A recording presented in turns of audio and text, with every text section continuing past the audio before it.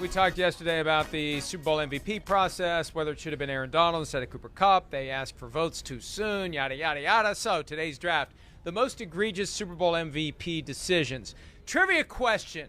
We know some of you like the trivia question. You get one. Christopher, a.k.a. football historian, who is the youngest ever Super Bowl MVP? I know this one. Man, you do know this one, huh? I'm not. I think I do. Okay, I know. Hold on. This is not my answer. I'm just talking out loud here. I know Mahomes is very young. I want to say Malcolm Smith was very young. Gosh, was Santonio Holmes? All right, I'm just going to go with Patrick Mahomes. I think it's time. Who is it? Oh, wow. I was wrong. I thought it was Mahomes. Who is it? Oh, it's Marcus Allen. I knew that. Damn it. Wow. Damn it. I'm mad I missed that one. I knew it. I was wrong. I would have said Mahomes. Oh, I knew it was Marcus Allen, too. Gosh. Mahomes is third. Man. Marcus Allen, I'm really mad I didn't miss the Marcus Allen one. I really thought about it and had him on my mind before this segment started, and I choked under the pressure. Go ahead. Make your pick. All right. Boy, there's a bunch of them. There's one player who shows up multiple times. I'm going to start with one. I'll start with Dexter Jackson, because that is the prime example of why the voting shouldn't happen until the game was over. Because if they waited until the game was over, it would have been Dwight Smith. He had 2 pick sixes.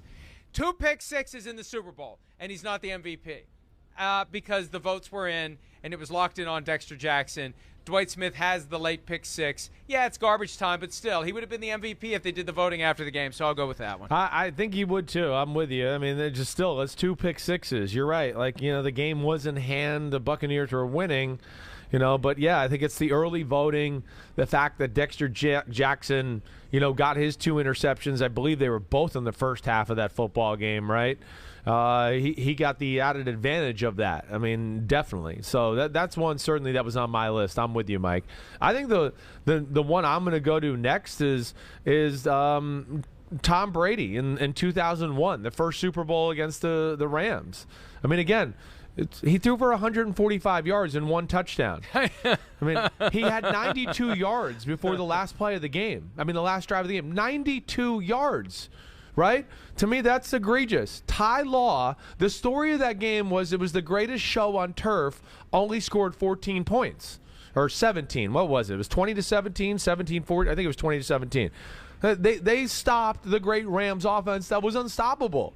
So that to me. And then Ty Law had a pick 6 in the football game, along with a lot of other great plays to go along with it. That one, to me, makes no sense. That was one where it was just like, well, wait, let's just go with the quarterback, and that should have never happened. I will see your Tom Brady Super Bowl 36, and I will raise you Tom Brady Super Bowl 49, when it should have been Malcolm Butler. One of the great plays, one of the great moments of any game in NFL history when Butler jumps that route, film study, Bill Belichick, Ernie Adams, they knew it was coming.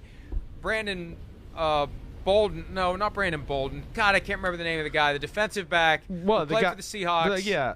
And then was on the Patriots. Brandon Browner. Brandon Browner, that's it, right. He kept the pick. He kept the pick from happening. Yep. Butler was supposed to be picked. He knew the play was coming too. He prevented, I think it was Jermaine Kearse, from picking Malcolm Butler and allowing him to pick it off. But Butler should have been the MVP of that game. Yeah, I hear you there. That's another one. I mean, that was certainly the marquee, the play of the game. I will say Brady, again, they were down, 10 points to what we thought was the greatest defense we had seen in a long time there. So I can at least understand that. I at least can get behind that one a little bit. But you're definitely controversial. There's no doubt about that. I'm with you there.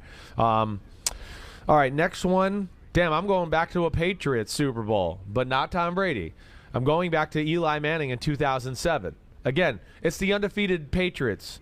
Nobody had stopped Tom Brady and Randy Moss and Wes Walker the whole year, right? The MVP of that Super Bowl, Justin Tuck. The story of the game was the Giants pressured Brady with 4. That was the story of the game. It's all anybody ever talked about, the whole game. They're getting there with 4. Their D-line's dominating. They're getting there with 4. They got a chance to win because their pass rush is dominating the game.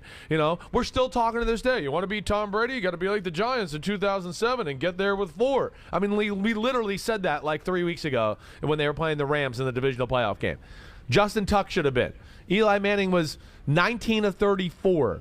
250 yards. He threw an interception in the game. His greatest pass of the game was a great catch, the greatest catch ever, not even a great throw.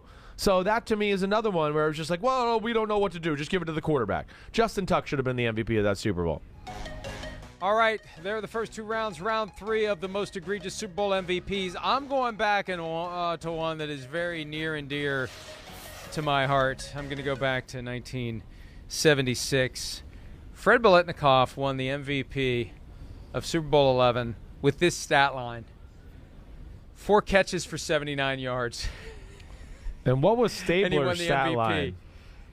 Do you know? Well, not Stabler. Clarence Davis. Clarence Davis had 16 carries for 137 yards. Oh, my gosh. Clarence What Davis the was the hell? MVP of that game. That's right. Number 28 on the Raiders. Yeah, he went off in that football game. How the hell did that happen? That might be the worst one of all. Good job by you. You know what it was, Biletnikoff made a big catch and run, and he was like that rickety, like, how does he do it? He had a 48-yard gain Right. that kind of felt like the moment the game was over. That doesn't make him the MVP. Right. It doesn't make him the MVP. Man. It should have been Clarence Davis. No doubt about it. Wait, who did they beat in that game? I can't remember. They beat the Cowboys.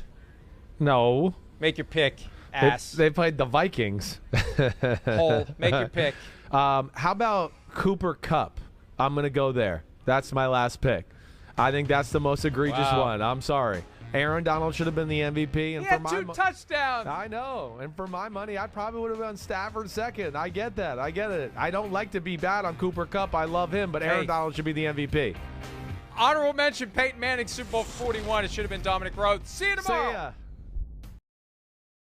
Hi, I'm Mike Tirico, and thanks for watching. Make sure to hit subscribe for the latest news and highlights from NBC Sports.